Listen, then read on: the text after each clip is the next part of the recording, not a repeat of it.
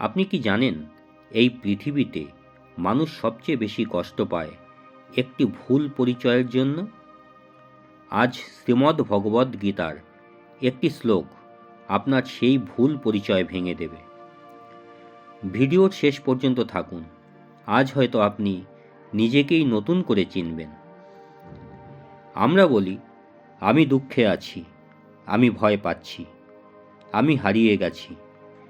কিন্তু প্রশ্ন হলো, এই আমিটা কে? এই শরীরটাই কি আপনি? নাকি আপনার ভেতরে আরও কিছু আছে যেটাকে আপনি কখনো চিনতে শেখেননি? এই প্রশ্নটাই অর্জুন করেছিল। মহাভারতের যুদ্ধক্ষেত্রে অর্জুন দাঁড়িয়ে আছেন, সামনে নিজের আত্মীয়, গুরু, প্রিয়জন, হাত থেকে গান্ডীব পড়ে যাচ্ছে, শরীর কাঁপছে, মন ভেঙে পড়েছে। তখন শ্রীকৃষ্ণ তাকে বললেন যে কথাটা আজও আমাদের জীবনে সবচেয়ে বড় ওষুধ। ন জায়তে ম্রিয়তে বা কদাচিন নায়ম ভূত্বা ভবিতা ওয়া ন ভুয়ঃ অজো নিত্য শাশ্বত অয়ম পুরাণ ন হন্যতে হন্যমানে শরীরে। শ্রীকৃষ্ণ বলছেন, এই আত্মা কখনো জন্মায় না, কখনো মরে না। এই আত্মা চিরন্তন, অবিনশ্বর। শরীর নষ্ট হয়, কিন্তু আত্মা কখনো নষ্ট হয় না। অর্থাৎ আপনি এই শরীর নন। ভাবুন তো, আপনি যখন ছোট ছিলেন আপনার শরীর আলাদা ছিল, আজ শরীর আলাদা।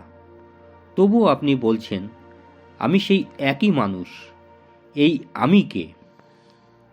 গীতা বলছে, শরীর বদলায়, কিন্তু যিনি শরীর দেখছেন তিনি বদলান না। আমাদের সব দুঃখের মূল কারণ একটাই, আমরা শরীরের কষ্টকে নিজের কষ্ট ভেবে নিই। আজ কেউ অপমান করলে আমরা ভেঙে পড়ি, কেউ অবহেলা করলে রাগে জ্বলে উঠি।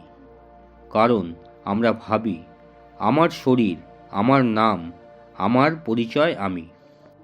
গীতা শেখায় আপনি এই সব কিছুর দর্শক।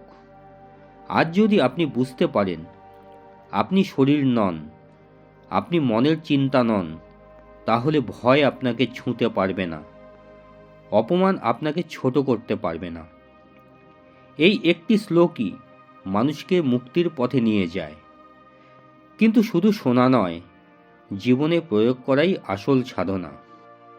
এই ভিডিও যদি আপনাকে একটু হলেও নিজের কাছে ফিরিয়ে আনে, তাহলে লাইক করুন। এই ধরনের গীতা বিশ্লেষণ পেতে অমৃত দিশারি চ্যানেলটি সাবস্ক্রাইব করুন। আগামী ভিডিওতে আমরা জানব কর্ম করেও মানুষ কেন বাধা পড়ে। জয় শ্রীকৃষ্ণ।